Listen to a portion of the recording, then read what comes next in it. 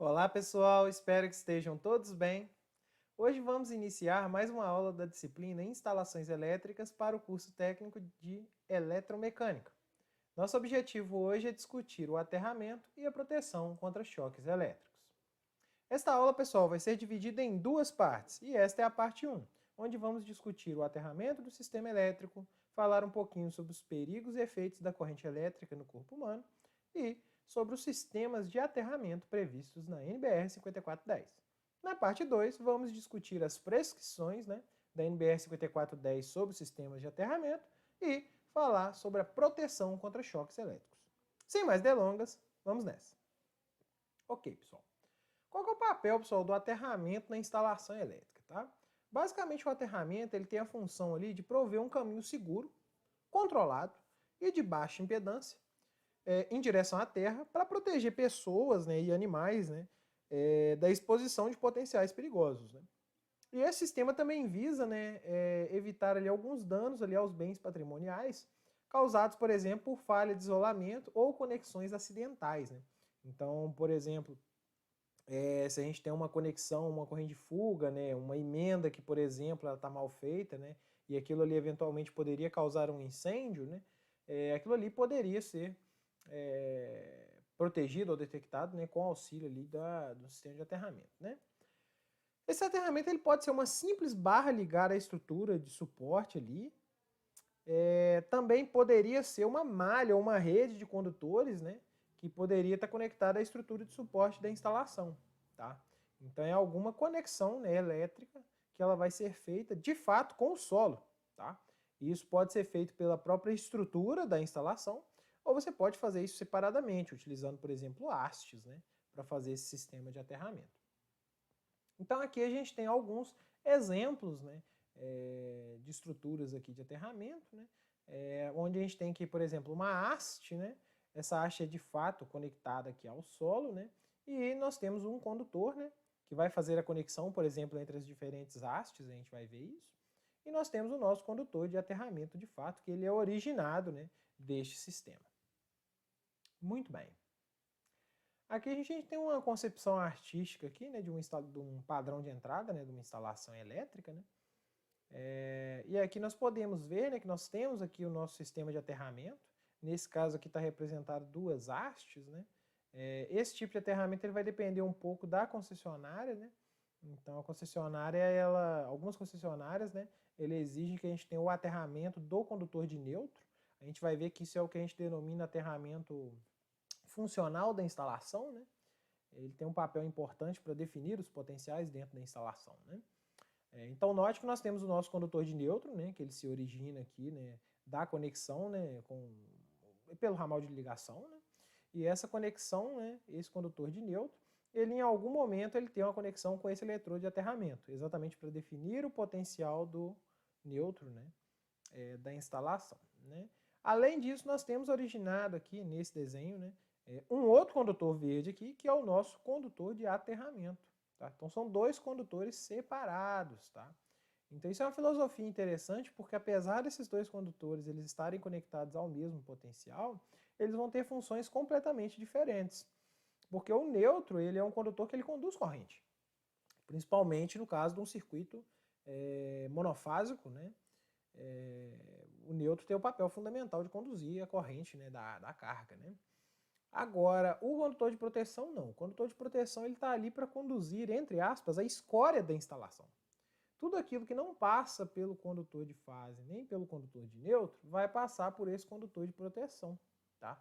Então nós podemos falar de correntes de fuga, nós podemos falar de harmônicos, nós podemos falar de interferência eletromagnética. Todas essas correntes aí elas vão passar por esse condutor de proteção, tá bom? Então nós teremos depois, como a gente já discutiu, um barramento de neutro e um barramento de proteção.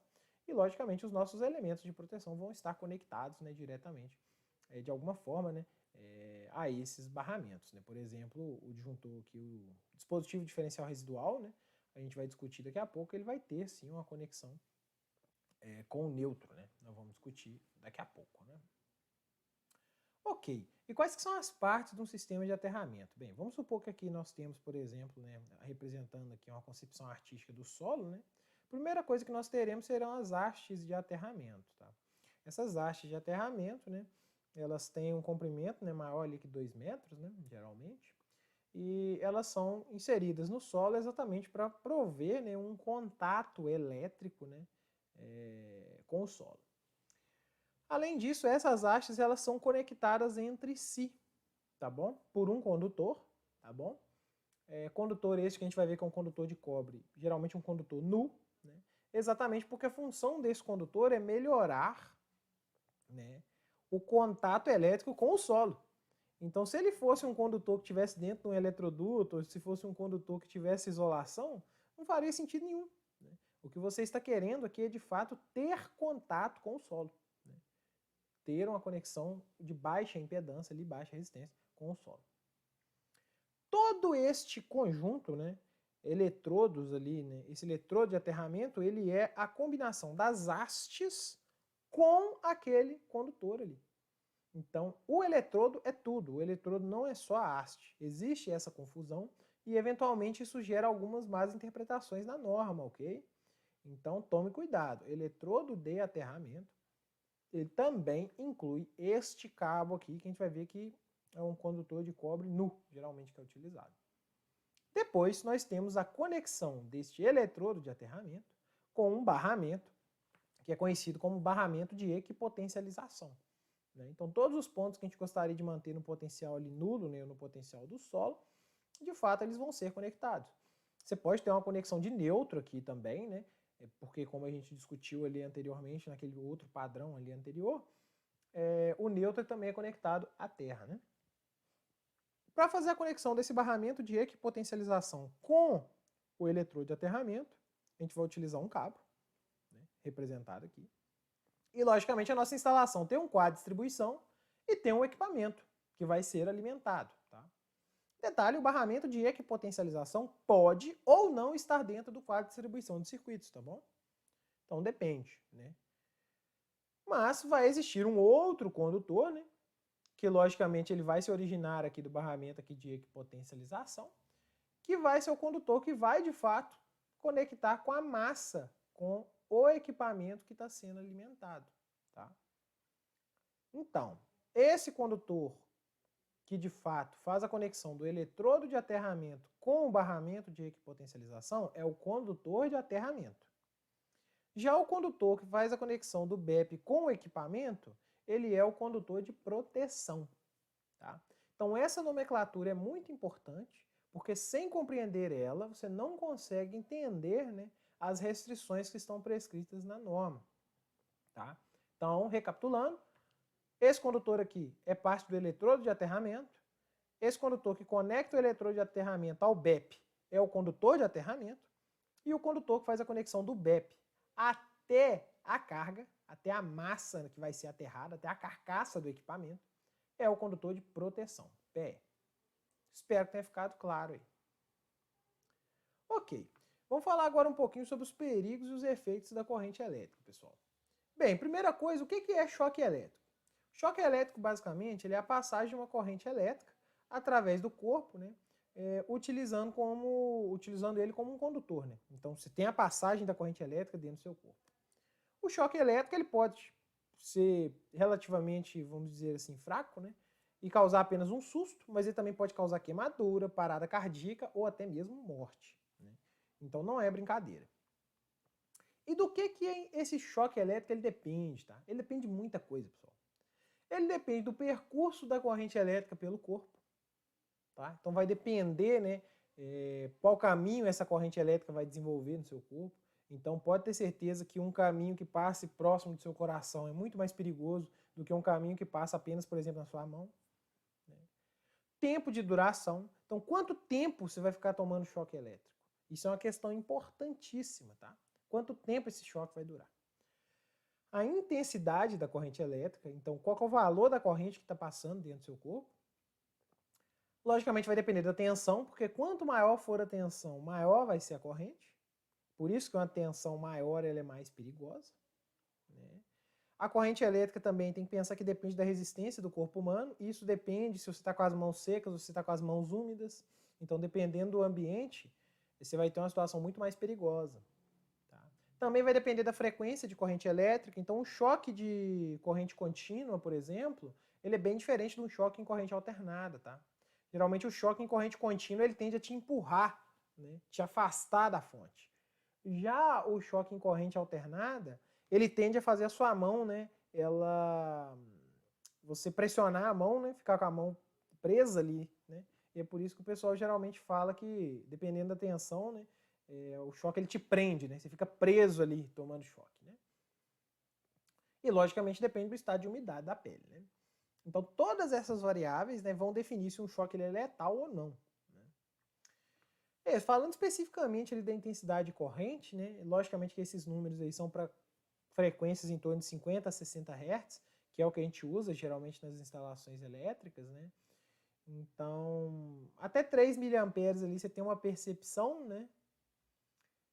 De 3 a 10 miliamperes, né?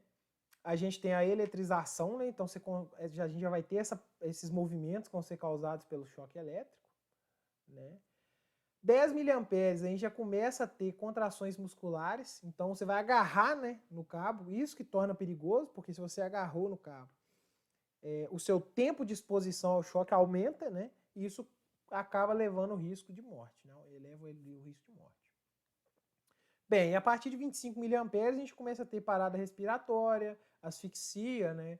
E a fibrilação ventricular, né? Que seria, de fato, o que faz seu coração parar de funcionar, né?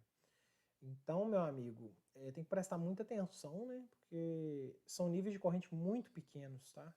E correntes minúsculas dessas, elas são capazes de causar danos irreversíveis no corpo humano, né? E por esse motivo a eletricidade é tão perigoso, né? E por esse motivo também, né, a norma ela requer, em algumas situações, né, a utilização de dispositivos que conseguem, né, proteger de fato contra choque elétrico. Então isso é importante ter essa noção. Né? Aqui a gente tem um gráfico que vem de uma IEC, tá? Que mostra aqui pra gente, né, o tempo, né, vamos dizer assim, e algumas zonas aqui, né, que define de fato o nível de periculosidade, né, da corrente elétrica. Então aqui nós temos os níveis de corrente e logicamente o tempo de exposição, ok?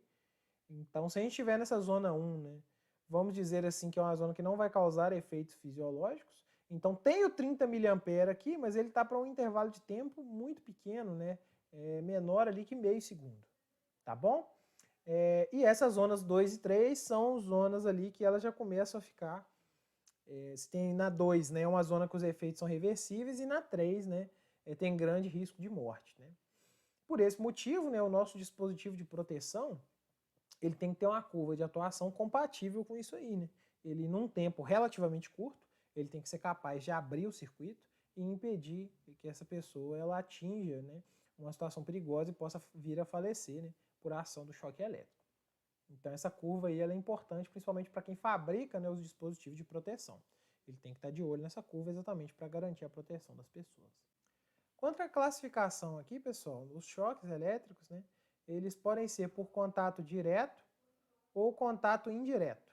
No caso do contato direto, é quando você de fato entra em contato direto com. Você encosta na fase, por exemplo, que está alimentando. Quando você está fazendo um serviço, né, às vezes o circuito está energizado, né, ou por acidente, né, você acaba encostando nesse condutor que de fato tem um potencial elevado, você acaba sentindo ele tomando choque. Né?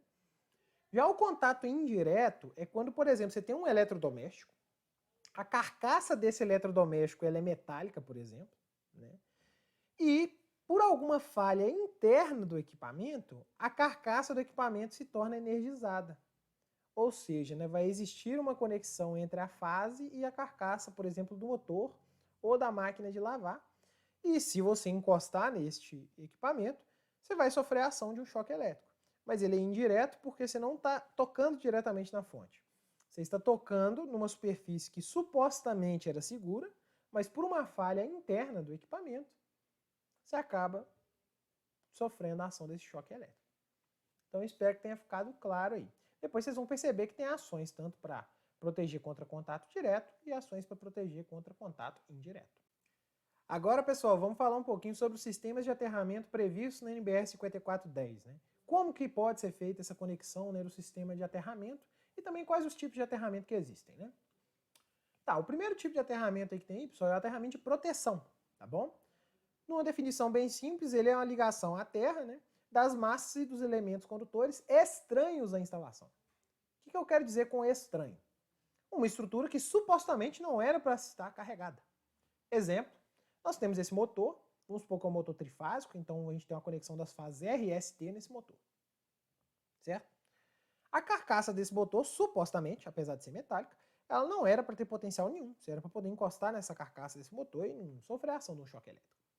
Contudo, se existir uma falha interna no isolamento das bobinas desse motor, a carcaça dele pode vir a se tornar energizada. E nessa situação nós temos esse condutor de aterramento exatamente, né, para garantir a proteção, né, das pessoas que encostarem aqui, por exemplo, nessa carcaça. Então, querendo ou não, a gente está tendo uma proteção ali contra contato indireto, né, quando a gente faz esse aterramento de proteção, né?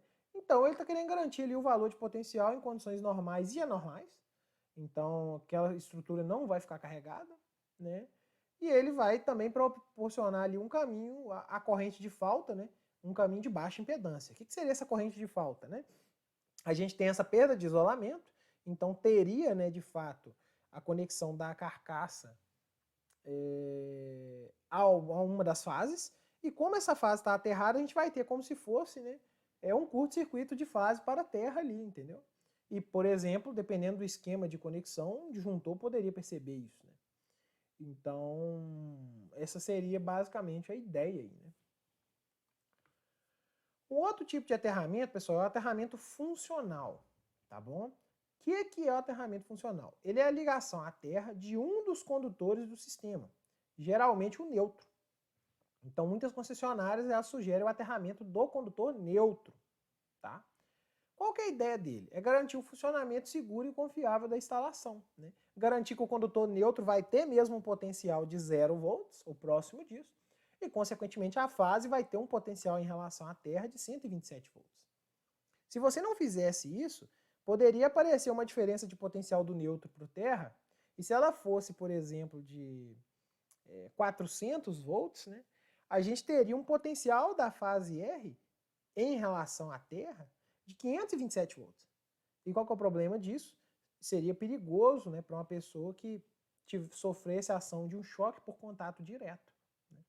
Então, quando a gente aterra o neutro e define de fato o potencial dele como zero em relação à terra, o que a gente está querendo é controlar os potenciais dentro da instalação.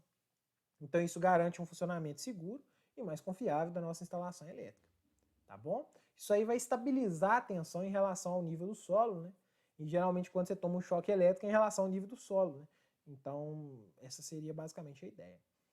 Também isso contribui para limitar a sobretensão no sistema, principalmente quando você tem descarga atmosférica ou algumas manobras no sistema, tá?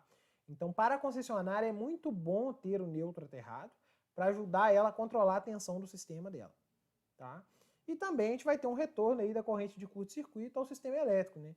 Então, logicamente, na hora que você tem uma corrente de curto-circuito que vai passar pelo neutro, ele vai conduzir isso diretamente à terra. Então, esse neutro, né, muitas concessionárias trabalham com ele multi-aterrado. Então, ele é aterrado, por exemplo, na base do poste, o secundário do transformador, e todos os padrões de entrada têm um aterramento, né? E esse condutor de neutro é conectado à terra em todos os padrões. Então, ele fica multi-aterrado, né, conectado em diversos, centenas de pontos ao solo. Pontos importantes, tá?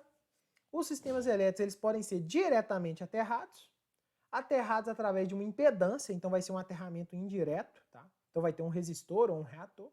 E também a gente pode ter sistemas que não são aterrados. Vou te dar um exemplo, um automóvel. O automóvel é um sistema que ele não é aterrado, né? Ele trabalha com baixa tensão, né? 12 volts ali apenas, né? É um sistema que você não vai ter conexão à terra. Ok. Os aterramentos funcional de proteção, né, que seria aquele aterramento das massas, né, que é o de proteção, e o aterramento funcional, que é o aterramento do sistema elétrico, o aterramento do neutro, eles podem ser combinados. Tá? Então a gente vai ver que tem alguns sistemas que a gente usa o mesmo eletrodo de aterramento para fazer as duas coisas. Tá? E a NBR 5410 ela classifica os tipos de aterramento por duas letras, né? E a ordem é sempre o funcional e de proteção. Então a primeira letra define o aterramento funcional, a segunda letra o de proteção.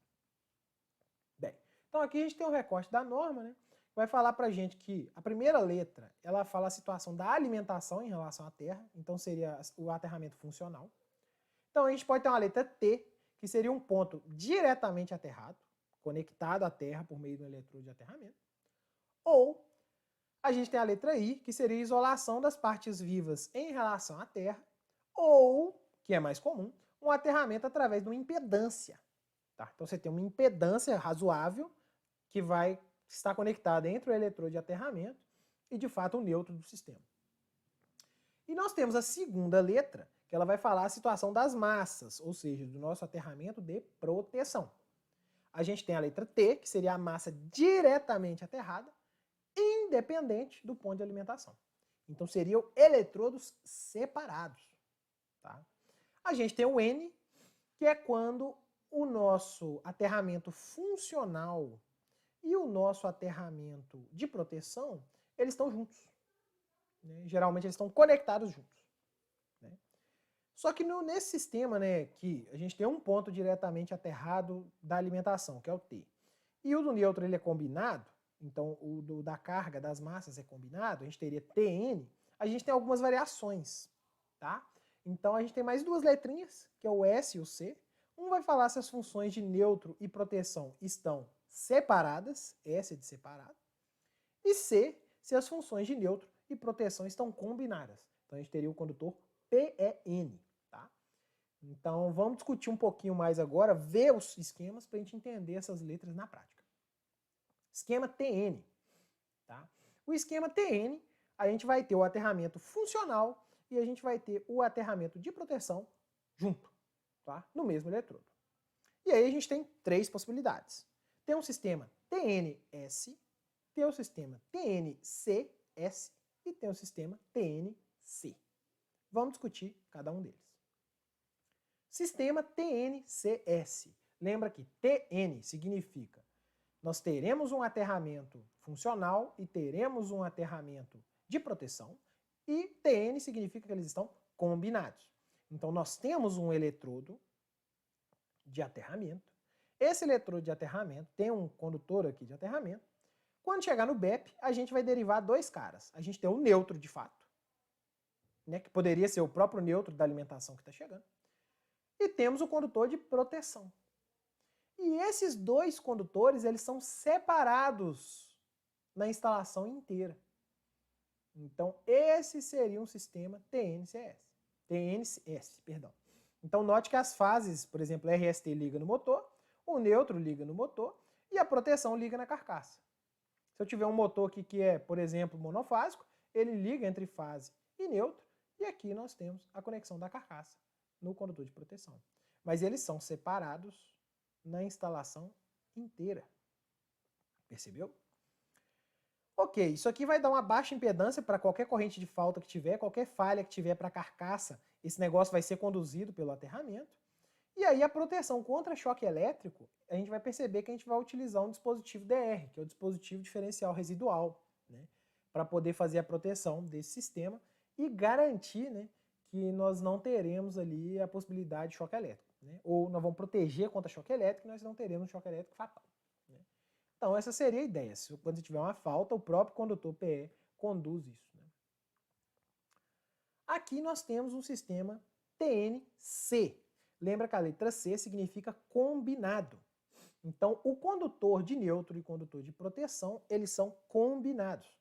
Nesse caso, nós temos o nosso eletrodo de aterramento, existe o condutor de neutro que vem da concessionária, ele está aterrado, e esse mesmo condutor, a gente usa ele para fazer neutro e utiliza ele para fazer aterramento, a proteção, o aterramento da carcaça. Tá? Esse sistema tem uma questão importante que ele não é permitido para seções inferiores a 10 mm² e também não é permitido para equipamento portátil. Tá? Esse tipo de conexão só pode ser feita para equipamento fixo, NBR 5410 trava isso. Esse tipo de sistema não admite o uso de dispositivo DR. Então você não consegue proteger contra choque elétrico usando um DR. Tá? Isso é uma desvantagem. Tá? Outra desvantagem é que esse tipo de sistema ele é perigoso se a gente tiver uma ruptura, por exemplo, do condutor de neutro. Porque perceba, né? Nesse caso aqui, se a gente romper o condutor aqui de neutro, a gente perde também o condutor de proteção. Nesse caso aqui, se a gente romper o condutor de neutro, que é no sistema TNS, que é separado, a gente ainda tem o condutor de proteção. Né? Então, no sistema TNC, se a gente tiver esse rompimento, por exemplo, aqui no sistema, o neutro aqui está rompido, a gente também perde o condutor de proteção. Tá? E aí, se a gente tiver uma conexão da fase aqui para a carcaça, a pessoa vai tomar um choque elétrico, tá? Mesmo existindo esse conector de proteção. Tá bom? Então o TNC, você vai perceber que ele vai existir, tá bom? Mas ele não é interessante do ponto de vista de proteção. E aí nós temos um último sistema, que eu falaria que ele é bastante popular, tá? Que é o sistema TNCS. O que significa TNCS? Isso aqui é uma fusão, tá bom?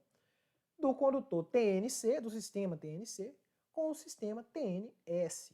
Então a sua instalação, ela começa TNC, nota aqui, ó, nós temos o aterramento e um condutor PN. Mas a partir de um certo ponto, ele se transforma em TNS. Ou seja, eu derivo o condutor de proteção separado do condutor de neutro, tá bom? Detalhe, nunca você pode ter o TNC depois do TNS. Só o contrário, TNC primeiro e depois TNS. Você pode derivar o condutor de proteção em neutro, mas você não pode voltar e juntar eles de novo, ok? Né? E aí é interessante porque esse tipo de sistema, a partir do momento que ele se torna um TNS, né, você já consegue usar o dispositivo DR. A gente vai perceber isso. Tá? Então, quando você quer usar um dispositivo de proteção contra choque elétrico num sistema que é TNC, a ideia mais simples é você transformar ele para um TNCS. E aí sim você vai conseguir fazer essa separação. Mais adiante a gente vai entender porque o DR funciona apenas nos sistemas que tem neutro e proteção separados, tá? Na parte 2 a gente vai discutir isso. O mais importante agora é você entender que o TNC não é compatível, mas o TNS e o TNCS são compatíveis com o DR. A gente também tem um sistema TT, tá bom? Esse é diferente dos anteriores, né? A gente estava falando só do TN. No caso do TT, a gente tem aterramentos separados para o aterramento funcional e o aterramento de proteção. E aí ele pode ser feito de duas formas. Por exemplo, você tem um eletrodo que vai fazer o aterramento do neutro, que é o aterramento funcional, e você tem um outro eletrodo separado que vai fazer o aterramento de proteção. E aí esse aterramento de proteção ele pode ser combinado, ou seja, você tem um eletrodo, um conjunto lá que forma um eletrodo, e aí você deriva o condutor de primeiro de aterramento e depois o de proteção para todas as cargas, ou cada carga tem um ponto diretamente aterrado. Então cada carga sua teria um ponto diretamente aterrado. Então essa seria a ideia do sistema TT. Tá? E por fim nós temos o sistema IT, tá? Que é um esquema menos difundido, tá bom? Você tem algumas situações específicas que você vai usar isso, por exemplo, hospitais, né? Você vê o IT hospitalar, você ouve muito falar isso, ou indústrias, né? E aí nesse caso, né, são situações que a continuidade de fornecimento ela é prioridade, né? E aí a gente faz o aterramento funcional usando uma impedância, geralmente. Tá? A ideia dessa impedância é que ela limite correntes de falta. Tá? Então, se tiver uma corrente, um curto-circuito, por exemplo, fase neutro, a gente tem uma limitação dessa corrente de falta por esta impedância. Tá? E aí tem três variações, tá, do sistema IT. Tá? Você pode ter o IT-B1, que é onde nós temos o aterramento funcional, ele sempre vai ser por meio de uma impedância, ok?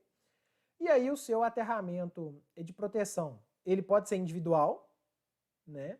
Ou ele pode ser combinado, mas eletrodos separados, tá vendo?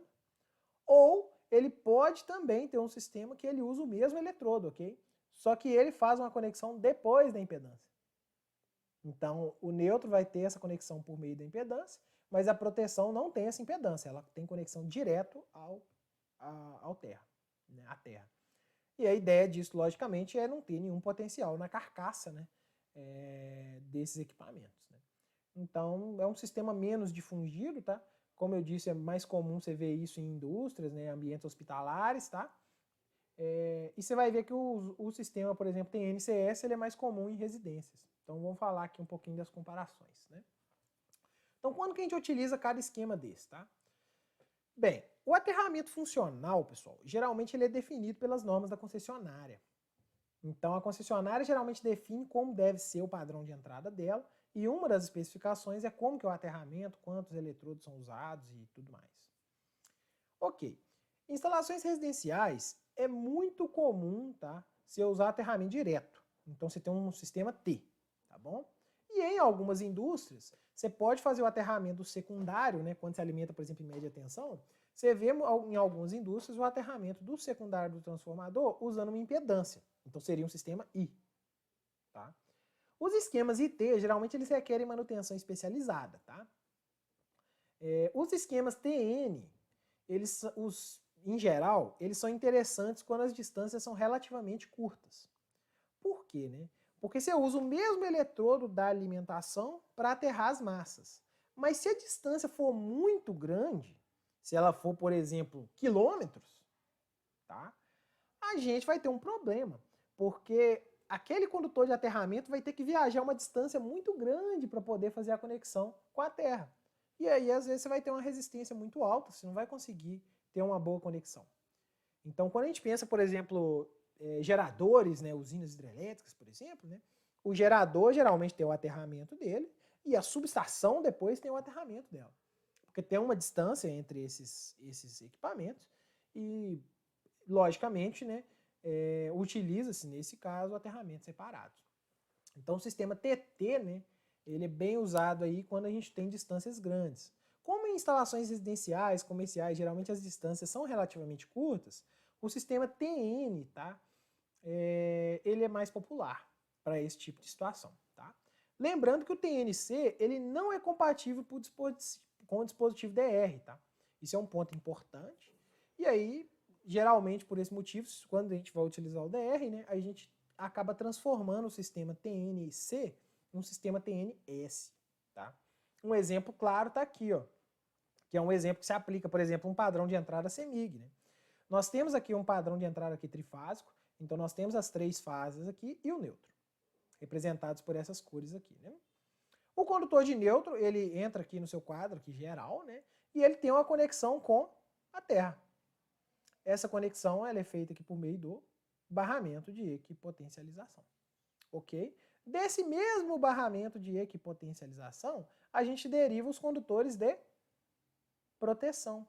Mas note que os condutores de proteção e os condutores de neutro, eles são separados. Então o seu sistema ele começa TNC, nota que você tem só o condutor de neutro, você não tem proteção vindo, mas a partir de um certo ponto, você deriva esses condutores e aí ele se torna um sistema TNS. O neutro está separado da proteção. Tá? Exatamente porque apesar de estarem no mesmo potencial, pessoal, esses condutores têm funções completamente diferentes. E é por isso que faz total sentido separá-los. Ok? E quando você transforma esse sistema num TNCS, a gente consegue utilizar, de fato, um dispositivo DR para proteger contra choques elétricos. Aqui seria um esquema aqui, né, mostrando os equipamentos. Né? Então nós teríamos aqui, né, o neutro da concessionária, ele começa com um PN, né, ele é proteção e neutro junto. Isso aqui vai ser aterrado no eletrodo de aterramento, não está representado aqui, né?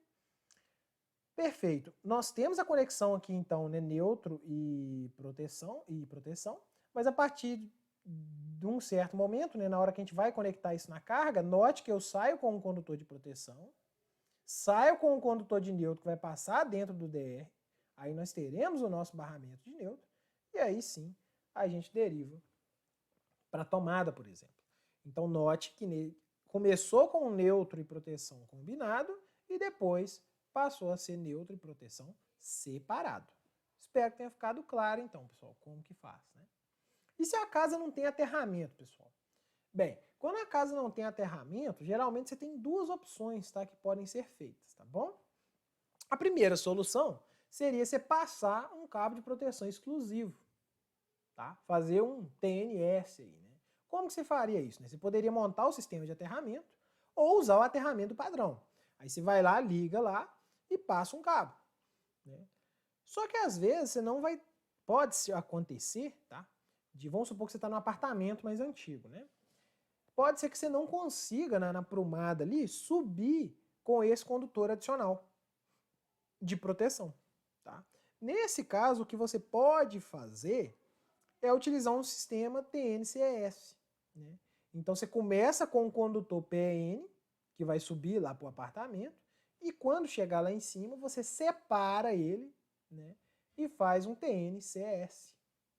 Né? Então você chegaria com um condutor, né? Ele entraria no DR e depois faria o barramento de neutro, e daqui você faz uma derivação que vai ligar direto no barramento de proteção. Aí você vai ter proteção e vai ter neutro separado, tá bom? Mas tem que lembrar que você só pode fazer isso se o condutor PN ele for maior que 10 milímetros quadrados. Então você tem que ver a bitola do condutor que está chegando, e se for menor que 10 milímetros quadrados, você tem que substituí-lo para ficar dentro da norma. Aí você sobe com um cabo de 10 milímetros e aí depois deriva ele e faz um TN separado, né? Um TNS. Né? Então essa seria uma solução aí, caso você não tenha aterramento na instalação. Neste ponto, pessoal, gostaria de agradecer a atenção de vocês e até a parte 2 da nossa aula.